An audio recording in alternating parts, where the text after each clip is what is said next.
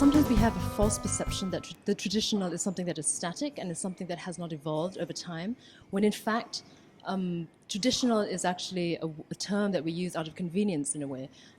There isn't really such a black and white separation between what is traditional and what is contemporary, in the sense that, of course, you have traditional art forms. However, the practice of those art forms and the way they've evolved over time, there are many, many elements in them which are contemporary, meaning the individual performer is of absolute importance.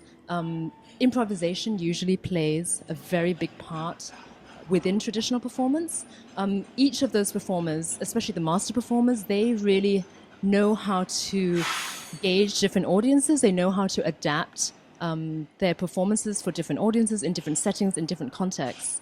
And so I think you find nowadays much of what you call traditional is not something that is outdated, is not something that is not relevant to contemporary life. It is absolutely informed and inspired by and urged by contemporary context and contemporary life. The same goes with the contemporary arts. I think sometimes we forget that even contemporary performing arts has a history to it, and that it has grown out of a historical process. And so, I mean, for us, we try to sort of break down the perception of a black and white dichotomy.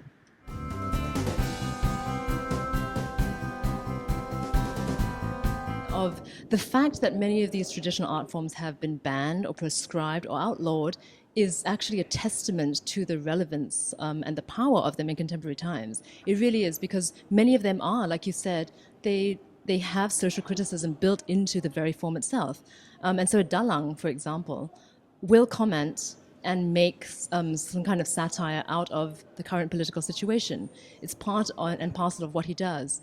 And a dalang who's not able to do that is actually seen to be probably not such a great dalang, you know? And so being informed by contemporary life is absolutely part of being a traditional performer. It's just that you are performing something that has evolved over centuries, but you are also informed very much by the everyday current situation in your country and in your society.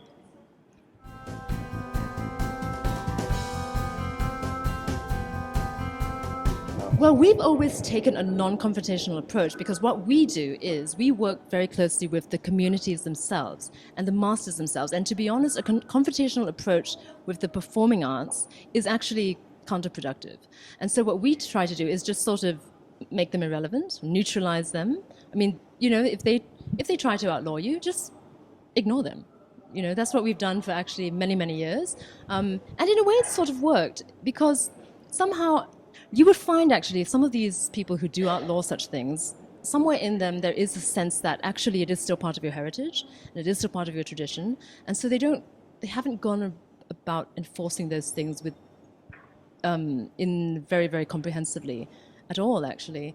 So there have always been, we've tried to find the sort of loopholes within the local context in which we can just stage community performances. And in the beginning, it was a little bit difficult, but now it's actually become a little bit easier, and also because people have found a new kind of confidence in their art form.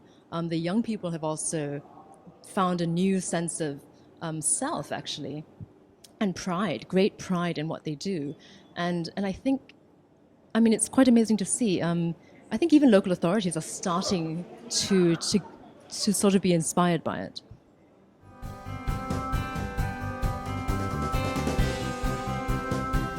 General, and I don't think this is particular to Malaysia. I think you find it actually everywhere. Usually, more often than not, the state sort of imposes a kind of national culture, which is defined by whatever purposes they have, and very often that doesn't quite fit with the organic culture that you find in the communities. And so yes, there is definitely some kind of disjuncture there. However, there are different levels of, I think, destructiveness. Of course, I mean, we haven't reached, I think, the level of sort of, you know, imposing a kind of fascist culture upon an organic culture. But we do, of course, we are one of the most racialized societies in the world, I think. And so our approach to culture tends to be framed by that. And it tends to be very much, we tend to see culture in the terms of ethnic categories. You know, this is Malay, this is Chinese, this is Indian, and this is lain-lain, which is actually not the case, because really the richness of Malaysian culture, even just Malay culture, is so much of the hybridity that is involved, and the confluences, the cultural confluences that have happened and taken place over the centuries to even sort of create that culture organically. And that is the ASEAN experience, that is the Malaysian experience, and I think that's something we should celebrate and not try to look for, you know, strict categories of what is what. And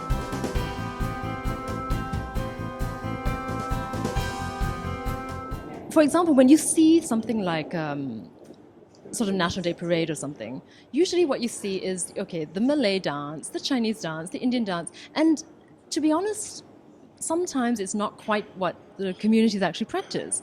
Like Chinese dance doing fan dance and this kind of thing, it's not the real local organic culture that the Chinese communities here practice. I mean, you don't usually see like the sort of really ancient traditions of Teochew opera and Teochew, Teochew puppetry. Even some of the Indian culture that we're very familiar with, sort of the classical forms of Indian culture, which are wonderful, absolutely. But I think we tend to ignore some of the more community-based traditions, like the drumming traditions, like the Urimi Melam tradition, that we work with very closely, which is a ritual drumming tradition.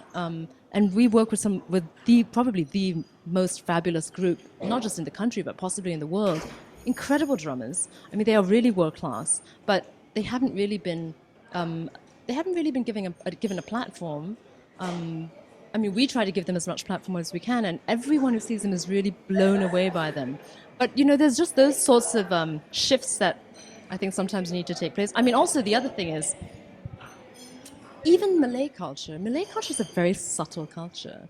And the dance, the drama, the art forms are very subtle. And sometimes I think the aesthetic approach of national institutions tends to be a little bit garish. And it's actually a little bit antithetical to the subtlety of the Malay culture.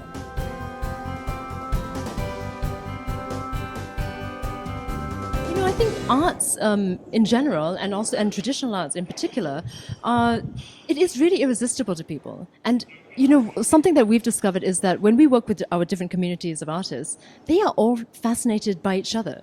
And I mean, so it's not just the audience being captivated by them, but like, for example, when we brought our Kuda Kepang boys to perform at Jalan Bangkong a few years ago, and our Urimi Melam boys to perform at the same time, they connected with each other. And, you know, they have been inviting each other to go and perform in their own communities. It's a really wonderful and real, meaningful cultural exchange that happens. You know, when you don't sort of place people within the, like you said, the sort of superficial constructed multiculturalism, because actually I think on a real level people can really connect and people want to connect. And so I think, you know, if we sort of allow that to happen more often, society would actually be a better place, I think.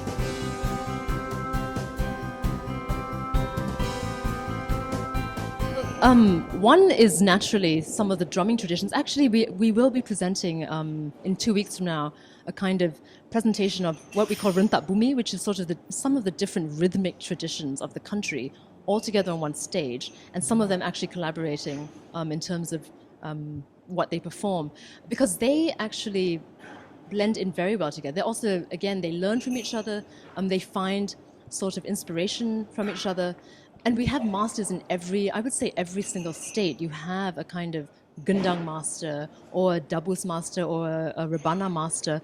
But we have so many traditions in this country, actually, that I think we ourselves are not aware of. But just to sort of bring these people together, I think you really open up a space for incredible collaboration, incredible dialogue, and incredible exchange.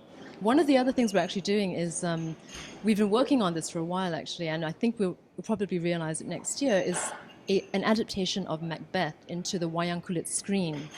Yeah, and so this started with Pak Dola Baju Merah, and that was 10 years ago, but of course he passed away 10 years ago, and so the project was paused. But now we're working with his anak murid, his disciple, Dalang Nawi, and we will continue that project. It's actually to translate the whole story of Macbeth, including making new puppets, incredible puppets, in collaboration also with a British author and illustrator, Edward Carey, who helped Pak Dola to make these incredible puppets of Macbeth and the Three Witches, and so that's something to look forward to.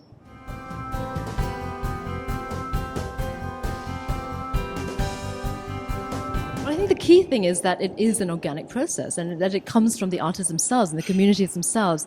And of course, I mean, many of them, like was discussed in our conversation just now, is that they don't see themselves as being sort of, obsolete or dealing with a tradition that is somewhere buried in the past. I mean, they do recognize where it comes from, and they recognize that it's something that has been bestowed to them by their ancestors, something they've inherited, and something they have to sort of keep, and they have a sort of custodianship and responsibility to do that. However, they are also equally aware of the fact that they themselves are artists in their own right, and that they have not just the space, but also, I mean, the urge and the inspiration and the possibility to do something with that. And if they don't, then only half the art is actually being created. I mean, if you don't, and this is true with much of the traditional arts. If you don't lend your own charisma, if you don't lend your own presence and your own sort of take on the character or on the tradition, I mean, you will never become a great artist, and you will never become a great traditional master. I mean, each one has to, of course, there's a huge study, there's a long process of learning and all those things, but unless you start to own it, and unless you start to then create from inside with what you've learned, then you'll only go so far, I think. And so, I mean, the wonderful thing about these groups, like you said, Nading Rhapsody, Urumi Melem group, even our Kuda Kepang group, has sort of developed. In the few years we've worked with them, we've seen the artistry really take off. And it's because in conversation with them, we've told them, these are some of the challenges of performing for an urban audience, and they've really just taken it and they have flourished with it. And so you'll see levels of artistry in our Kuda Kepang group that you won't see very often or you won't expect to see in a traditional group.